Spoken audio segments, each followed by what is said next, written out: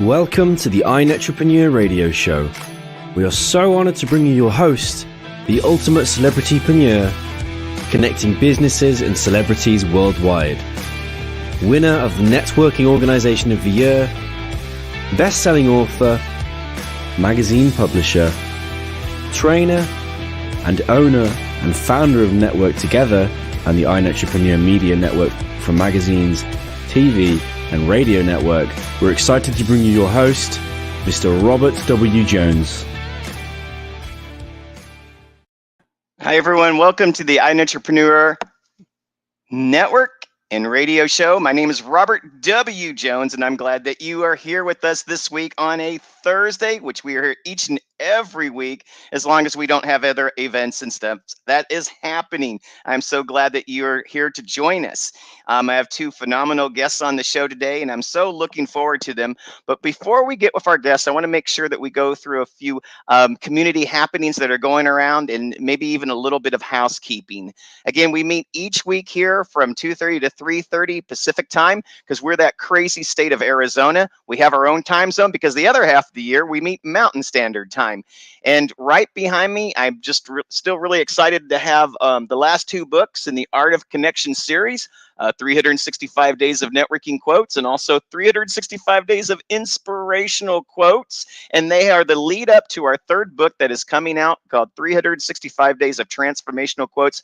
And who can say that it's been anything but a transformation over the last 3 years or so? And believe me, I mean, if you've reached out there and if you've been aware, if you've been awake, you know, if you've assessed the difference that's been happening out there, I am sure you are the leaders of success. And that's what I'm really excited about, you know, with our guest today. They lead success in their own way, and I can't wait to interview them. So with that said, I want to remind everyone that if you would like to reserve a specific date in the forthcoming #1 international book, The Art of Connection, 365 Days of Transformational Quotes, please go to our websites, 365daysoftransformationalquotes.com. And I'm even going to give you a coupon code, which is AOC. If you use that, you can get the regularly priced page for $550 for $197. You know what? This book is in the Library of Congress 2 times.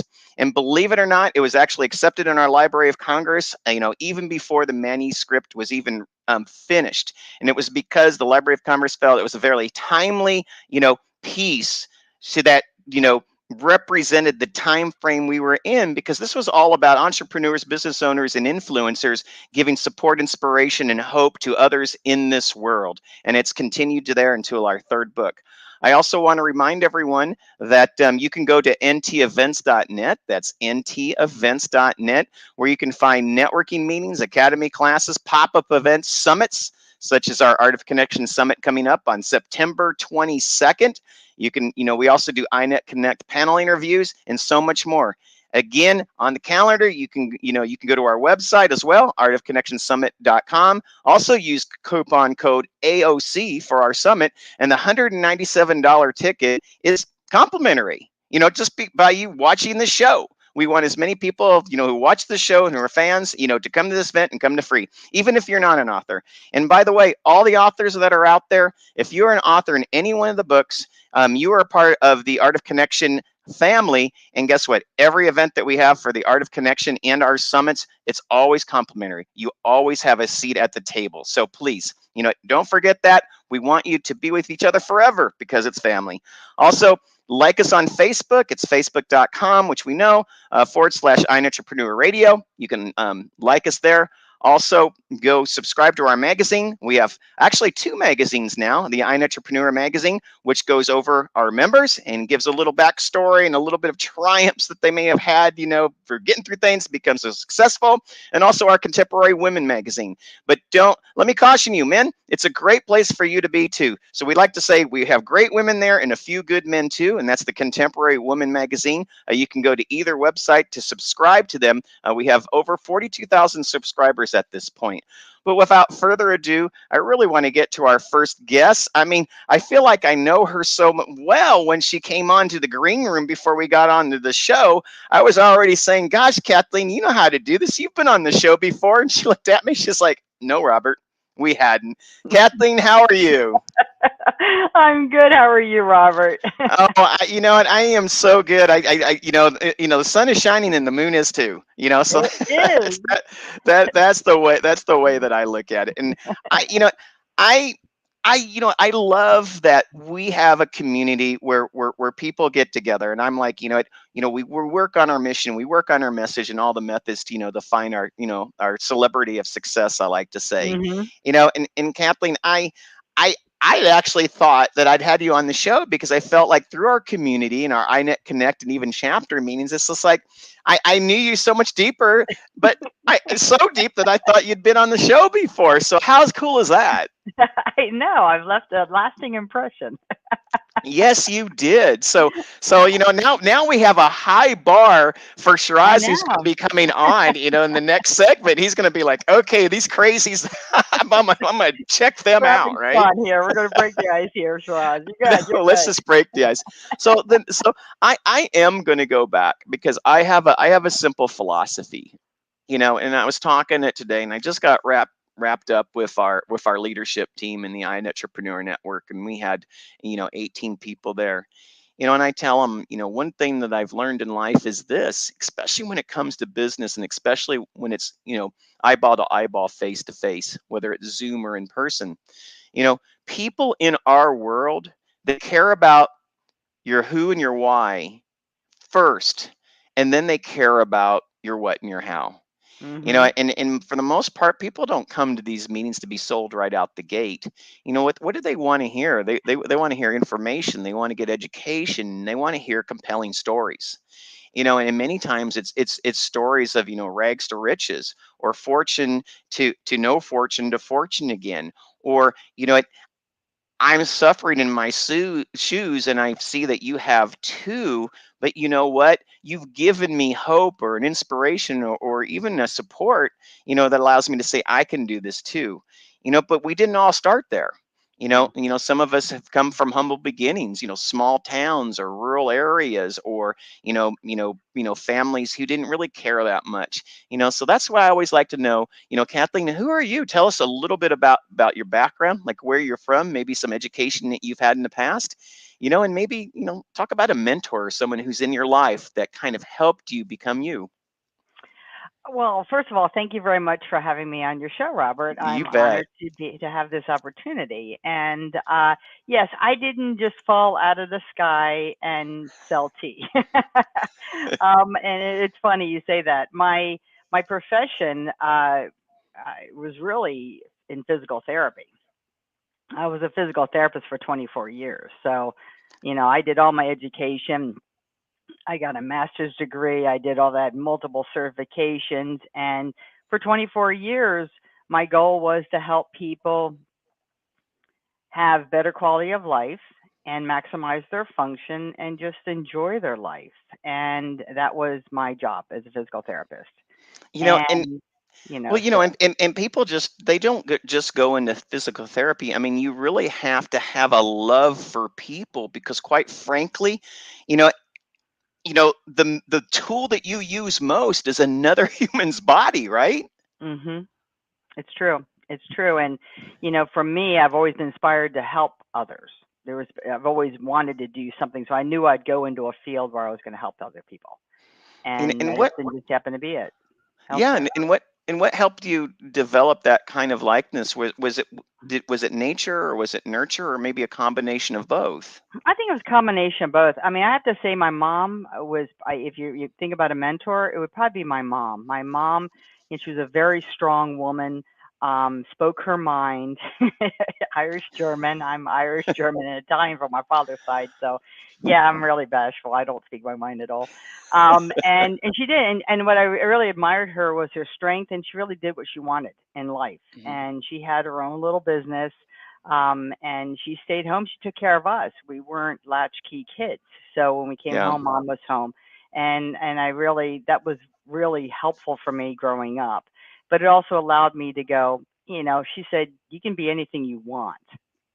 And so for me, I took that and went, okay, what do I really want to do? And, at that time it was physical therapy, because I knew as a physical therapist, if I wanted to have children, I had some flexibility in the field and Yeah. I could really do anything I wanted. And I ultimately ended my career in home care. I started in the hospital environment, but then ultimately ended in home care where I could really make up my own schedule. And then it just got to the point where healthcare shifted and Hmm. it just wasn't what I couldn't give the care to my patients that I did earlier in my career, and it got more about reimbursement and money Yeah. and Because I want to kind of go in there because I mean, I was a marketing technologist for many years for the pharmaceutical and nutraceutical companies. And even the time frame I was in it, everything changed quite rapidly. mhm And I felt like what was happening to let's say the medical industry is they went from personalized to corporatized, and then all of a sudden, that what did that mean most? It meant in many ways, creating a lot more specialties. And in many ways it created, the people that needed to be seen most, we started seeing them least. Is that what you mhm saw as well? yeah, it got to the point where the people who were getting the physical therapy didn't necessarily need it. And it just became a mess. And so for me, it just wasn't, I didn't feel like I was as effective in helping people in that environment. So I Mhm. shifted it. Well, I mean, but after 24 years, I mean, and I know this. I actually am, NAU, Northern Arizona University, has a phenomenal physical therapy program, Mhm. and I actually applied for that program. Believe it or not, but my master's ended up being exercise physiology and sports psychology. So I went in a different direction because I also had this idea that I was going to work with world class professional athletes, and I was going to be a liaison before between the medical doctors and the psychiatrist or psychologist to get people past their memory. And what Mhm. that means when they come from a traumatic injury, they remember their injury, and even though they're past it physically, they might not be getting past it psychologically. And I felt that I would be like a liaison that would work both in this kind of tweener industry that I wanted to do. I didn't do that, Kathleen. I did not do that because I got dragged back into my programming and coding career, and I didn't get to pursue what I wanted to at that time in life. But it takes quite a bit of training to become a PT, doesn't it? It does. It does. I was one of the last classes that came out with a bachelor's degree. Now you need a Yeah. DPT. It's a doctor of physical therapy. And at the time when I went back for my master's, I wanted to stay competitive. And at that Yeah. time, it was actually a master's program. So, but for me, I always thought I was going to be a physical therapist for my entire life. I really thought that was my calling. And but again, when the healthcare system shifted, I was like, I can't give what I want to give to my Yeah. patient. And so for me, it was just, what do I do now? I have some young kids here and at home, and I'm like, what can I do from home? What can I do and still be present, kind of like my mom was for us? And and still be available to them, because I almost felt like I just really was burning out, and I needed a shift. I needed to change my path, my direction, and I did. Yeah, People thought I was crazy. and you you know definitely did. People thought I You was know, crazy. What are you doing? You've been a physical therapist, and it's like, yep. people just didn't understand. I'm like, yeah, but it doesn't mean I have to stay as a physical therapist. You mean our generation was Mhm. like, you stay in the job you're trained to do, and I'm like, why? Yeah. And so I was one of those who went completely off that path and went in a different direction that I haven't regretted at all. So. But you brought something that's very, very unique, and it doesn't happen this often on the show, because so much of the time when we speak of being an entrepreneur and going into that entrepreneurial space and searching your greatness and having a great heart set and mindset and searching out the right skill sets and getting find clients and all these things that entrepreneurs do, sometimes that crossover is pretty darn hard. You know, Mhm. I always tease my mom because my mom's a PhD in curriculum and instruction. I said, Mom, you were like so many, PhDs that I know, I call it PhD disease, because sometimes they think the credentials will bring them clients, but you really have to go out there and work at getting clients. It's very or competitive the out there. money, or the money. Yes. It doesn't happen. No. Yeah, absolutely. And I always say, when it comes to building business, you got to start with awareness. Then Mhm. then you have to expose people to the products and services you use. You build a client base. You create profitability, and you scale and expand. I mean, that's what big businesses do. But see, here's the difference with you, Kathleen. Part of your change is you saw a system shift. It wasn't necessarily a personal shift. It wasn't like you woke up one day and said, "The heck with physical therapy.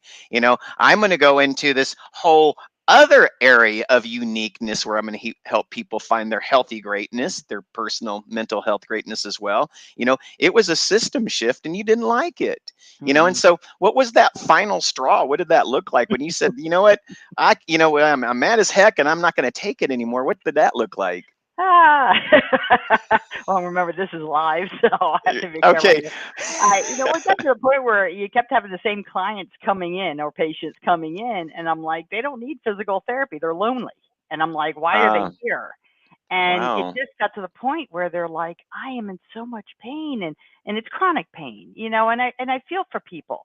But it got to the point where I was like, I don't care. Oh. Literally. Hmm. And I'm like, okay, I told my husband, the compassion is gone. I can't do this anymore. And I think it had been slowly building, but it just obviously my patients who were acute patients who had just had Hmm. surgeries and things like that, they're going to be in pain. I didn't have that same type of, obviously, that lack of compassion because it was acute pain.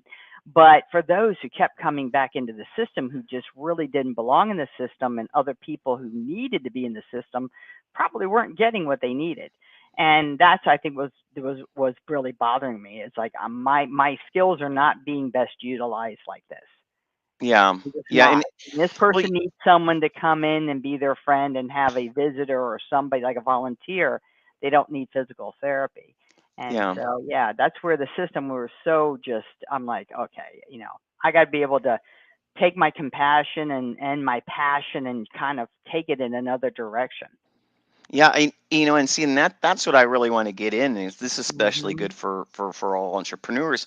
And so what was happening is, PT is a very physical space, and it does take Hmm. a toll on the person who actually provides those services over time. And you know, I don't care who you are. I was a professional athlete at one time.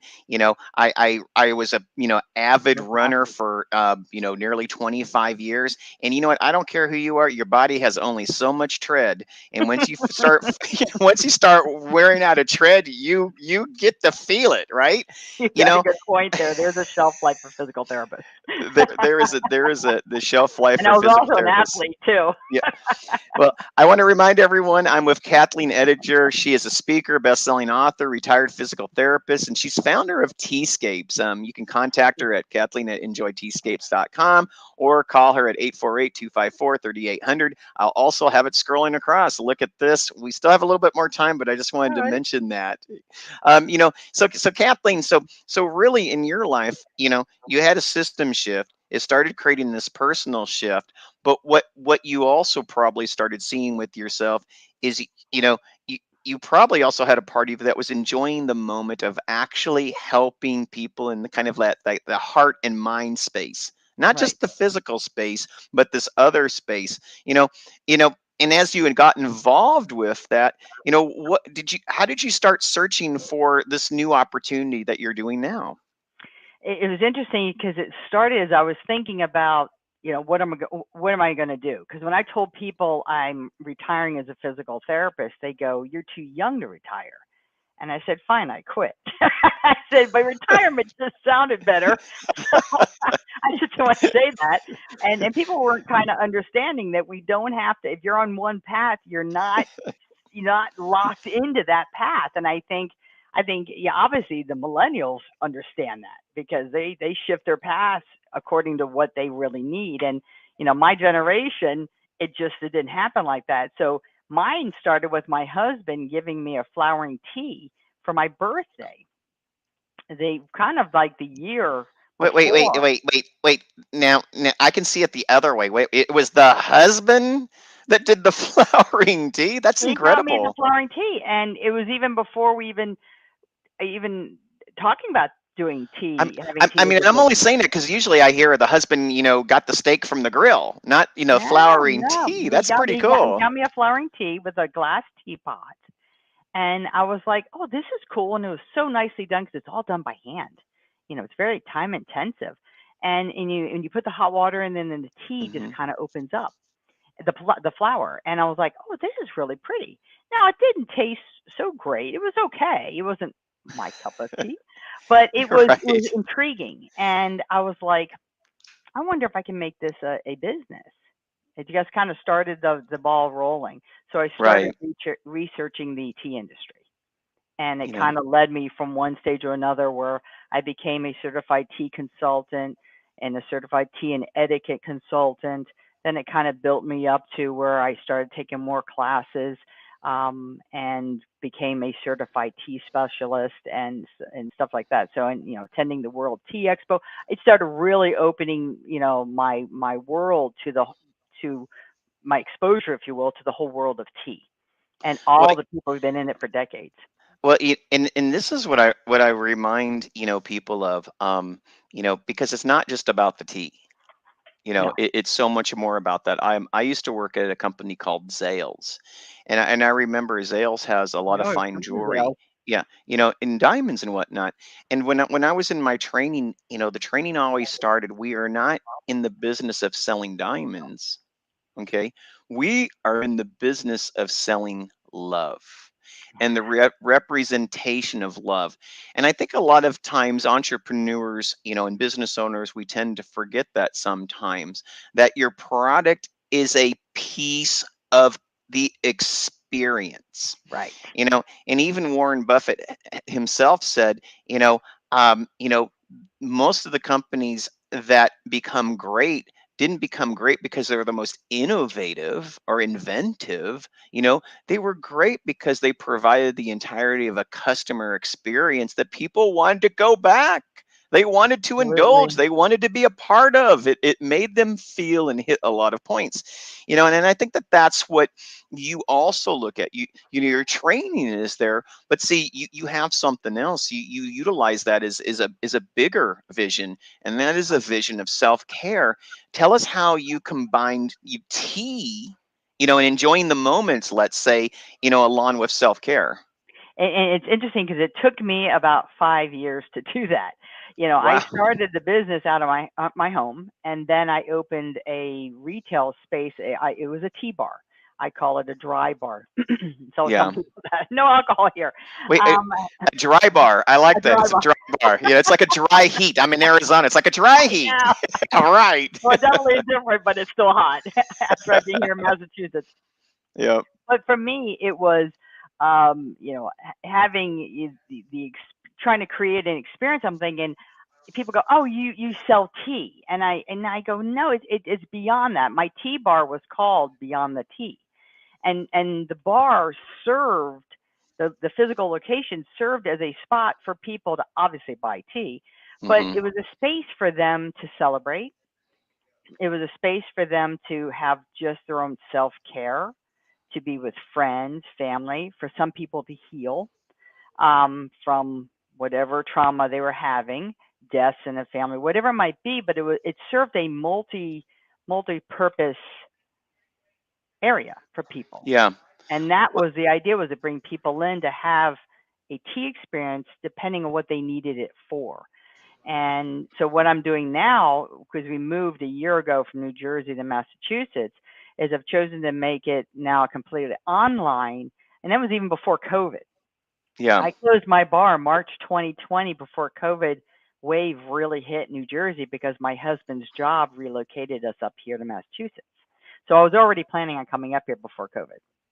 So it Well, kind of worked that way, and it gave me time to kind of go, what do I want to do, and really, what am I doing? And I'm thinking, I don't want to close the door on physical therapy because that was a big part of my adult career, my adult life, and it's a part where I'm like, if I look at all the inspiration and uplifting, content that I was sharing on social media at the time, it was really about self-care.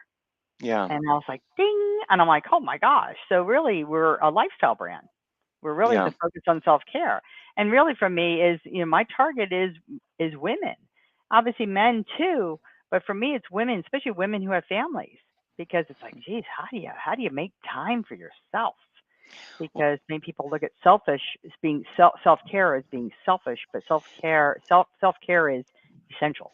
You know, People don't realize and this is what I want to point out, and you probably see this yourself, but this is what I see.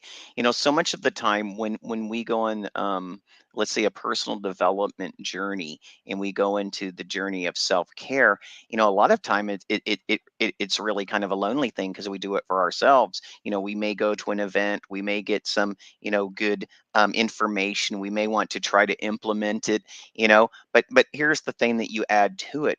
I always say, it's great doing it alone, but when you add self-care with community connections, and then the conversations that come about with that, self-care actually turns into almost like a community care, almost to like a whole new entrainment of thought that creates movement for everyone, doesn't it? Absolutely. Absolutely. Because if you take care of yourself, you're available to others, whether Yeah, it's in your family, friends, work, whatever it might be. And it took me many years. I'm still on my own journey. I certainly don't have all the answers, but I definitely, as I come, as I'm embarking on my own journey of self care, I'm kind of sharing that with people. I want yeah, people to know you're not alone. It's not, there is no perfect solution, but it definitely is like, what does self care look like to you? I mean, the yeah, question I ask people when I go to events is, do you make time? Do you celebrate yourself every day? Not monthly or whatever, and again, it can be for men too. It doesn't make any difference. It's, do you celebrate yourself every single day? Even if it's 15 minutes, it doesn't have to be a lot of time, but it's just, where's that time for yourself where you can just really focus on you? yeah, and And I tea is an say, easy way to do it. well, when in part of slowing down life, I say, we have to create space to slow down life in certain respects so we can speed up in other ways. Or I will say, we spend so much of our life working on what we do, we spend such little time working on who we are. And Hmm. it's like the sharpening of the saw. If the more we sharpen our saw, actually, the more productive we are when we're doing our craft. And I think that that's really important. I like that You know, analogy. yeah, and I think that that's what's really meaningful and what's really matters about having that tea time, because you're sharing and enjoying the moments with others, and it is a place of energy exchange.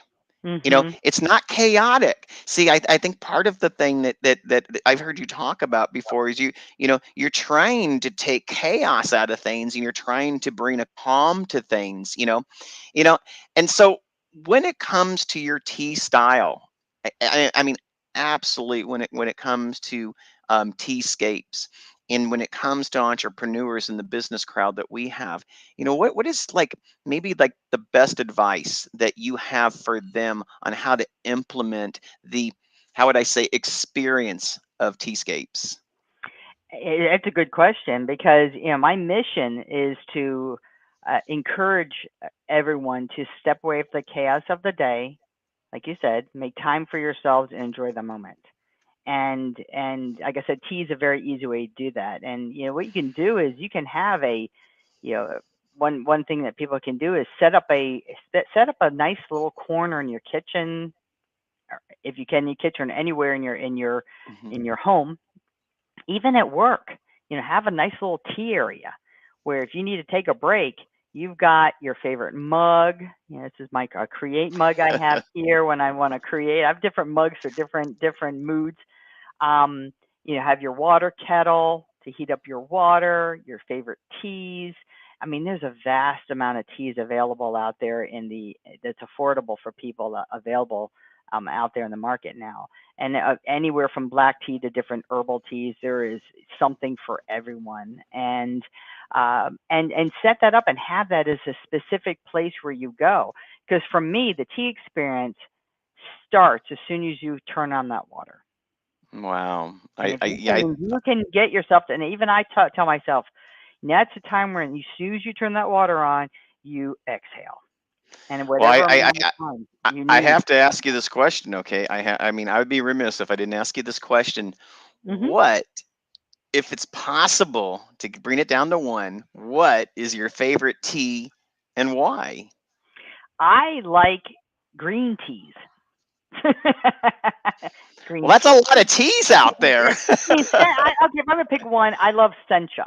Sencha is a Okay. really nice Japanese green tea, and I love it because I love the beauty of it. It's a beautiful green. It's a nice uh, dark green tea because it's not oxidized. Okay. It's heated. It's not oxidized like black tea. That's why it becomes brown because of the oxidation process. But Right. it's heated to stop the enzyme activity of the leaves, and it maintains its beautiful natural green color. And I Oh, I love that love because it. I love the vegetative. And for me, when I do something like this, it's a multi-sensory experience. So again, starts with hitting the water kettle. So when you see what the green tea is, that you can see the green, beautiful, dark green. Um, you can look at the leaves, you can smell the leaves, you can smell as it's brewing or infusing. You can Mhm. actually smell the liquor. We call the tea liquid the liquor, and that's why the tea bar worked nicely. But you smell that, and it's beautiful vegetative nature, and it just helps ground me. Oh, I'd love that. And then of Well, course the taste. right. Well, again, everyone, I am with Kathleen Edinger. She is a speaker, best-selling author, retired, right? Retired Retired physical therapist. physical therapist and founder of TeaScapes. You can contact her at Kathleen at enjoyteascapes.com or call her at 848-254-3800. Besides on this show today and your email address and your phone number, what are other ways that we can reach out to you, Kathleen? I am also on social media. I'm on Facebook and Instagram at Enjoy Teascapes are my handles for both of those. And I am in the process of developing a YouTube channel, Kathleen Edinger, Your Tea Inspirista. I love that. Oh, you know, I was never a tea barista, but I was a coffee barista. So, There you you go. know, we're gonna have to trade some notes. I'm just loving that. Inspirista. Oh, I was a you bet. Oh my goodness. And you know what? There is something, to speak about tea and coffee. I really do. It's just like I like I say, coffee too. I love coffee too. you know, I just sell the you know, tea. I always, people always say, well, you always tell everything to your hairstylist. And I say, not if they cut your hair wrong, because I can always make another tea or coffee, but I certainly can't. If I do your hair on, guess what? It's over. So, Kathleen, thank you so much for being on the show today. I Thank appreciate you, you so Robert. much and taking the time to be with me. And I hope I served Absolutely. you well. Oh, I had a lot of fun. Thank you so much, Robert. Thank you as well, Kathleen.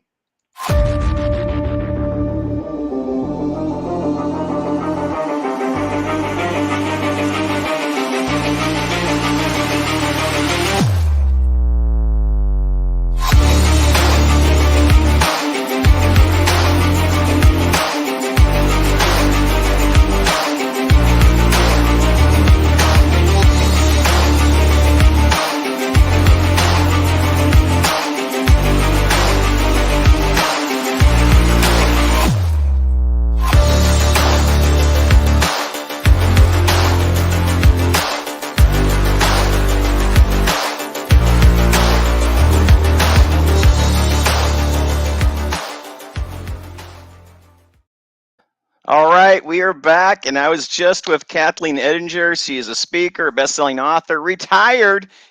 Put the I guess put the enunciation on retired physical therapist, and she's a founder of TeaScapes. Let her help you create the self-care that you so richly deserve. And now I am so excited. I'm going to bring Shiraz Baboo onto the show. Shiraz, how are you? I'm wonderful, Robert. Thanks for having me on the show. Well, you're welcome. Absolutely. Shiraz Baboo, he's an award-winning author, inspirational speaker, reality interventionist. I like that. And founder of Energetic Magic. You can contact him at energetic magic. That's kind of a tongue twister there. Energetic magic. It's like I entrepreneur, energetic magic. You can contact him at transform@energeticmagic.com or call him. See, he was brave enough, like Kathleen, to put his phone number out there at 416-529-7429. Shiraz, welcome to the show. How are you today? I'm doing wonderful. How are you doing? I hope I'm shining like the sun. I feel like I'm doing wonderful as well. And Shiraz, what I like is I always say, like I said with Kathleen, a little bit about, your who and your why, especially like your who, where were you born, and, tell us about your background just a little bit as we start your segment of the show. Actually, I was born in Durban, South Africa, and I moved to Toronto when I was 3 years old, and raised in and around Toronto, and until I just started traveling. And once I did my first backpacking trip to Europe, I just got the travel bug, and I've been all over the world since then. Well, I'm looking at your background. Are you traveling right now? Yes. I'm actually at a conference in Phoenix.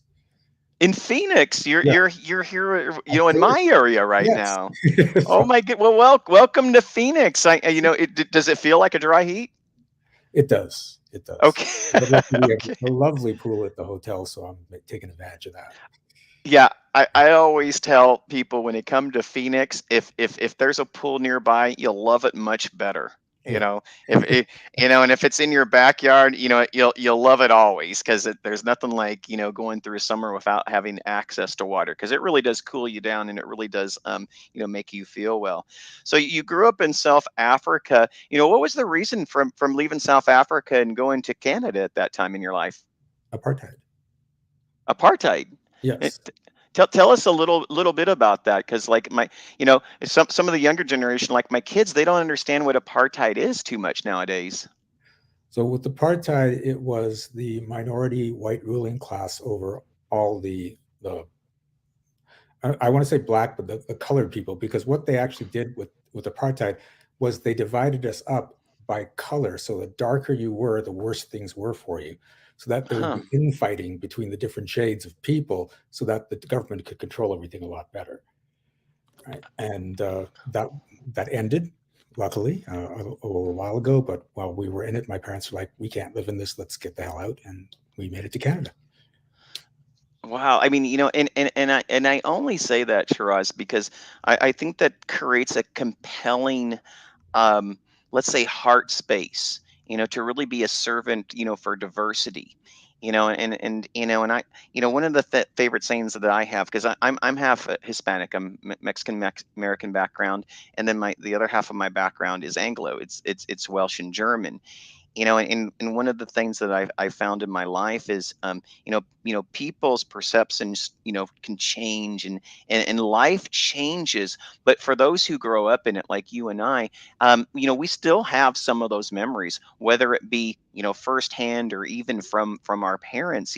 What are some of the things that you've learned about yourself, by being a part of this shift, not just from a system shift, but actually a country shift, and then, what helps create who you are today? It's really just seeing how different things can be, and what the conditions you could be living in are like. Like I have people that complain about their conditions here, but I remember my dad made sure we went to the blackest neighborhoods to see how they lived, and like huts with tin roofs, no paved streets, and it was just, they were really treated badly. And he said, I want you to look at this, because we're going to be living a wonderful life, but you have to understand how some people live, what all the possibilities are. And I love that he did that for it. I remember when I was at the time he was doing it, I'm like, why are we here? I don't want to be here. I don't want to see all this. Why Right. are you doing this to us? But as I grew up, I'm like, oh, thank God he did that. It made sense. Yeah. And I think what it does is it creates early on, a word that I love, perspective. Mhm. It allows you to kind of comparison and contrast, also, what people can have, what people may have, and what people don't have, and it also creates a space of gratefulness. And one of the things that I feel from you is, you have a grateful heart, don't you? I hope so. Yeah. you know, you know because one of the things that you want to do is you want to share, yourself, with the world, Mm. and I love that. And I met you through Jay Souter. He is a professional speaker trainer. He helps people craft, their missions and turning it a message to get it to the point of sharing it with the world. And that's how I know that you really have something inside of you, and you want to bring it out, and you want others to know, and go from some that could even be in survival mode to be in a, maybe something that would be called thrive mode. And but as you come up, tell us a little bit of background or experience, that you've had in your life. Have you ever, worked for different organizations, and maybe something that you've learned from, the different places that you've worked at in your career? Sure. First of all, I mean, yeah, shout out to Jace. His program's amazing. It's been great for Yes, it me. is. Introduced me to you, and now I'm going to be in your book. I'm so happy about that. So, and yeah, so with the different organizations, I mean, there is this whole corporate lifestyle versus the entrepreneur lifestyle, and within the different corporations, it would switch from really just do what we say to we want to be more of a family. And even it's funny because when I worked in Japan, it was a completely different attitude than when I worked in Germany, than when I worked in Australia. Right. And it's fascinating when you have to adapt to these different cultures and these different scenarios, and you start to see who really has your back and who doesn't. Mhm. And one of the things that really hit me was when I worked in Japan, the company I worked at doesn't fire anyone. You're Mhm. there for life. And there was one guy there, Kunio, who I called Kenny, and I couldn't figure out what Kenny did. And so finally I asked one of my friends, I said, "What does Kenny do?" And he goes, "Oh, he sits by the window." I'm like, "What?" He sits by the window. That's his job. And I'm like, "What are you talking about?" He says, "Well, Kenny was one of the original developers for the mainframe system. He was one of the original programmers, Oh, and he's been with wow. this company for like 40 years, and he's shown such loyalty and dedication that all he has to do is show up every day." And I'm like, "Wow." Wow. Right? And so he just gets paid. And what was amazing for me was that while I was there, they had decided to go from mainframe to client server. So now we're going from this Mhm. old hardware to the new technology. And so when they're creating the new programs, they said the people are looking at the old programs. They didn't know the language. They didn't know anything. They're like, Right. "We're lost. We don't know how we're going to recreate this. We need someone who knows the old system." And everyone turned to Kenny.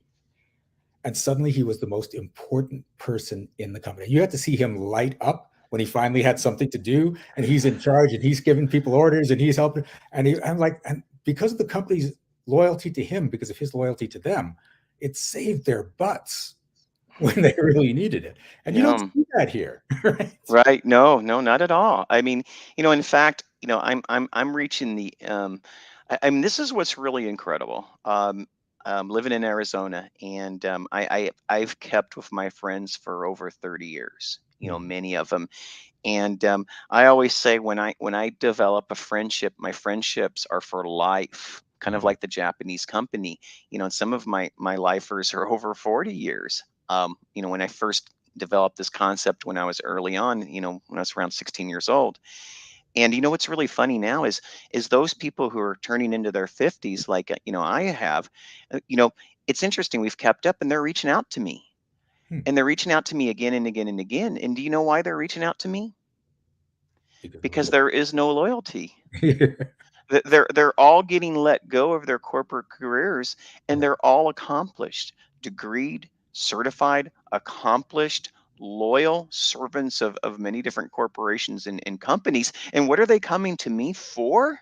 They're coming to me for work, wow. or they're coming for me to help them get another chance or opportunity to be able to serve somewhere else, because the corporations and companies no longer find them useful. Yep. And it's really, and it's like it's raising the hair in my neck, because it just we have shifted sometimes in some Western countries, from where we were taking care of the most precious assets, because I used to be a programmer and coder, and yeah, that was me. I was like a Kenny at one time in my life.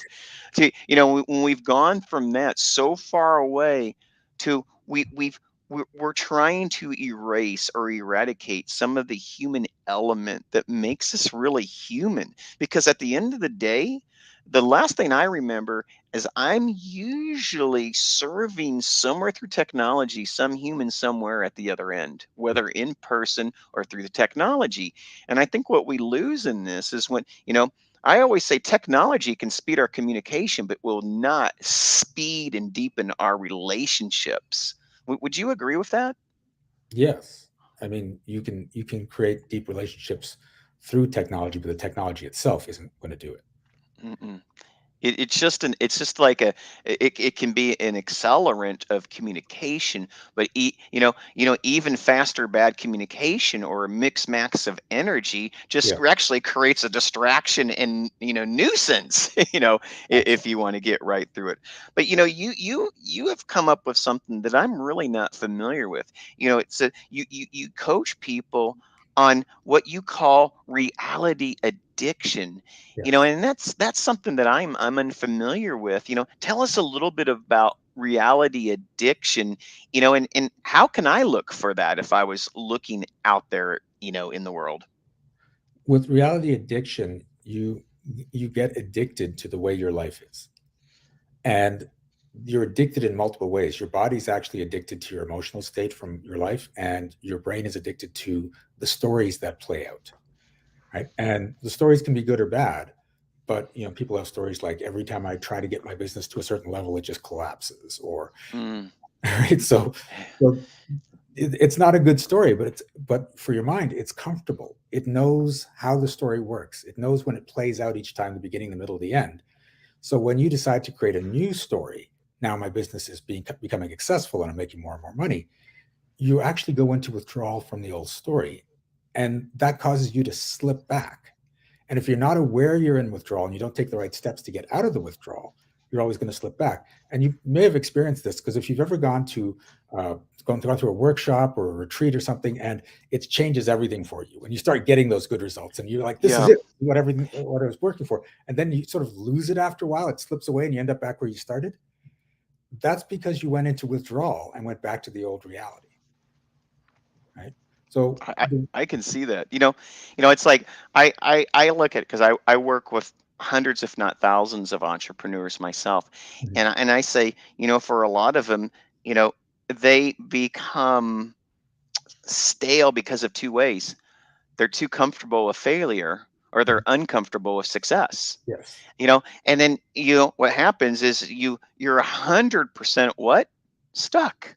yeah, If you're into those areas.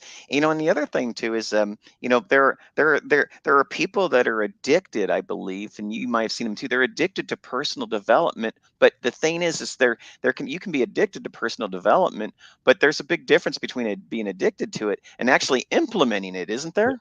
exactly. Yeah. I mean, and I used to be there. There's a term called shelf help. I don't know if you've Hmm. heard of it, and that's when Shelf help. yeah. So it was back when we actually used shelves instead of hard drives, but that's when you kept buying that new personal development program. Like, this is going to change my life, and then you put it on the shelf, and then you get, oh, this one's going to change my life, and you put it on the shelf, and you've got this shelf filled with things you've never opened or have opened and started, and Yeah. it's all, you're still in this addiction to personal development, and you're getting some stuff done, but you just keep adding more and more to that shelf. And for me, it's a hard drive. I've got what I call my hard drive of shame, with all the stuff I've ever bought that never got touched.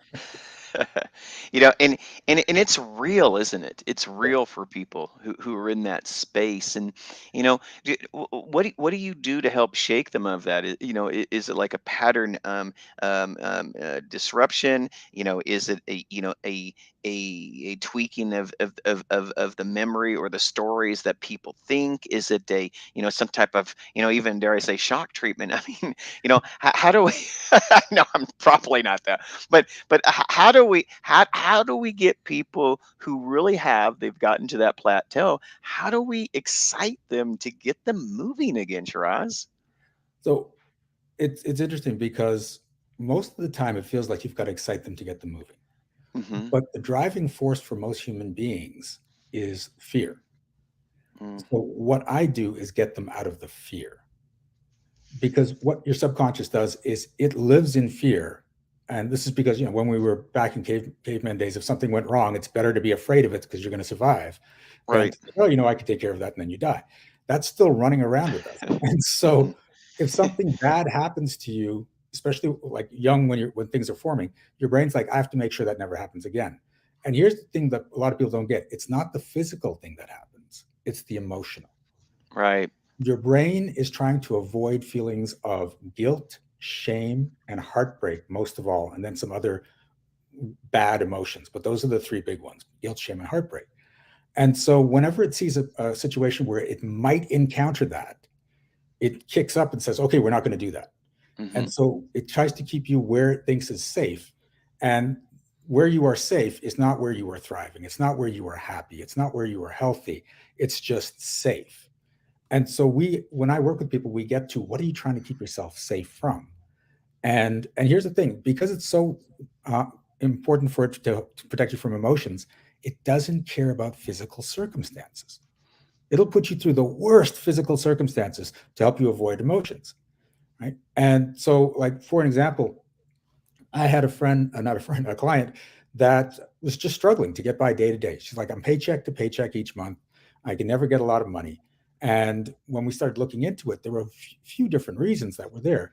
Number one is, when she had money before, people would always come up and ask her for it, and they'd Right. guilt you into it. She didn't want to be guilted into it.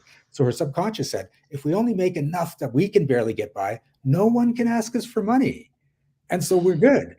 And so that all went on an unconscious level. Consciously, she's like, where's the money? I hate this. But her subconscious is like, hate is better than guilt. So we're going to keep you Yeah. where you hate. That's so incredible. And partly what I'm getting out of this is, we have in certain respects developed as human beings so quickly over the last 100 years, maybe 500, even 1,000 years. I mean, what you're saying in a way is we have these self-preservation programs running all the time, Mhm. and they're not serving us like they would have 10,000 years ago. That's what you're Exactly. saying in a way, That's isn't it? exactly what's going on. Yes. Oh my gosh, so you're really, and I feel like I'm so cliched, in a way, for a lot of us, we're kind of fighting ourselves and beating ourselves up to move on, but we sometimes really don't know who our opponent is. Isn't Mhm. that correct? Yeah. And the opponent's always going to be you. Like, that's Hmm. it. And the thing I've found that happens 100% of the time is, if you've got a consistent problem in your life, something that happens over and over, an obstacle you never get over, that's not the problem. That is the solution your brain has created for the other problem, which you're not looking at. Hmm. Oh my goodness. Yeah. I just want to let everyone, I'm here with Shiraz Baboo. He's award-winning author, international speaker. Sounds like I mean, you've been living in all the hemispheres, it sounds Yes. like. He's a reality interventionist. I want to get that right. And founder of Energetic Magic. I mean, I love the company name. I told you before, the show, I was like, how did you come up with that name, and why that name? Oh yeah, that was a big argument. An Because, argument. yeah, it was actually, because I was trying to come up with the name for not just the company, but what I do. So it's an actual modality I've created. And for me, I looked at quantum physics Hmm. principles, and they've shown how your thoughts affect things at a quantum level, which then echo out to the macro level. And that's where the whole law of attraction comes from. There's the scientific evidence that it works. And I was talking about, I was talking to my friends, and so it's got to do with the energy and the frequency going on at the quantum level. And they're like, but Shiraz, when you work with someone, they can get results within hours. It's like magic. So you can't use energy. You got to use magic. And I'm like, no, I'm using energy. They're like, no, use magic. And so eventually we settled on energetic magic. So that's the one thing. Right. And I really like that because one of the things I say in our entrepreneurial community, and it happens so much because I've worked for corporations, and when I worked for corporations, there was really, at the end of the day, one philosophy that they lived by, and that was the self preservation of extracting as much wealth from people as they possibly can. Mhm. Those were like the corporations I worked for. It's just what it was. You Yeah. know, you don't set up server farms, and now AI and all the data and information from it, to mine emotions from it. Mm. You're really mining the data to be able to become more profitable from it. I mean, you know, and I see that all as, in our lives, so much of the time, but as you look around, Shiraz, I feel like there's still a different awakening, a certain entrainment of people, and we're starting to move into a whole new vibration. Wouldn't you agree to that? Yes, absolutely. Uh, the world's becoming more aware. There's more people teaching how to be aware, and teaching things similar to what I do, in that it's all coming from the internal. It's all the subconscious doing things and creating whatever's going on. And you'll do things that you think is just this happened to me. It wasn't me at all. But when Yeah. you really trace it down, you can say, "Oh, I unconsciously went this way instead of that way, which led to that happening, which caused that." And it's also because your brain's like, I think this will be the safest path for you. Not the best path, not the most profitable path, the Right. safest path. Right? Well, and I love what you say about, the quantum, in energy, because I've said this, and I say this a lot of time to my community. I said, we cannot separate ourselves from the universe. We are the particles of what the creation of the universe, that which makes us.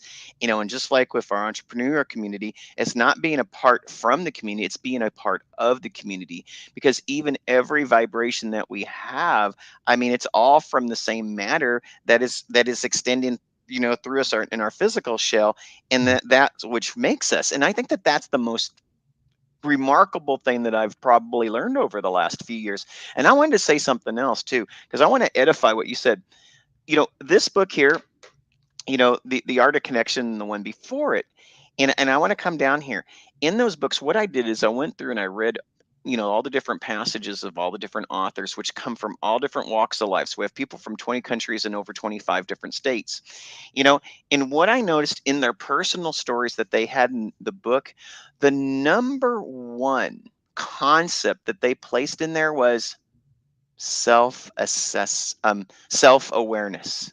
And the second concept that people were looking at that created them to jump from one space to another was, after self-awareness, was creating a self-assessment. Mhm. And that's why and that's why I ask you that question, because we are seeing, I think, a whole new awakening of people, and as a global community. And I think that's how you work. We're ready for that shift, aren't we? Oh, absolutely. Well, a lot of people are. I'm not going to say everyone is. Yeah, yeah. Well, maybe not the ones that that own the computers and they want to just keep doing what they're doing, but for, because because they look at us as their ATM machine. But Yeah. one of the things that I learned, you know from like Elon Musk, he said, like, in many ways, the corporation of the future is really a band of entrepreneurs working together. Mhm. Do you see that as well? Yes, yes. Yeah, and the joint ventures that are going on, the collaborations, uh, the things people are creating through them are incredible. Mhm. And when you start to tap into that and really connect with the ones that are meant to be in your network, there's really nothing you can't accomplish at this point. I agree. One thing that we talk about in our community, I say that there's three things to accelerate excess, and it's an equation. What it is to find the right information, find the right people, and pursue the right inspiration. And if you can do those three things, they will help you accelerate your aspiration. Shiraz, I cannot believe our segment is like at the end of that. Everyone, I just want you to know that I am with Shiraz Baboo. He's an award-winning author, international speaker, reality interventionist, and founder of Energetic Magic. Although there's a conspiracy theory behind that the name of that company. You can contact him at transform@energeticmagic.com or call him at 416-529-7429. Shiraz, are there other ways that we can find you out there? I am on Facebook, Energetic Magic, Instagram, energetic.magic, and I have a YouTube channel, Energetic Magic. I tried to make it easy. I like. I mean, if you're gonna fight that hard for your business, Dave, you better make it easy, right?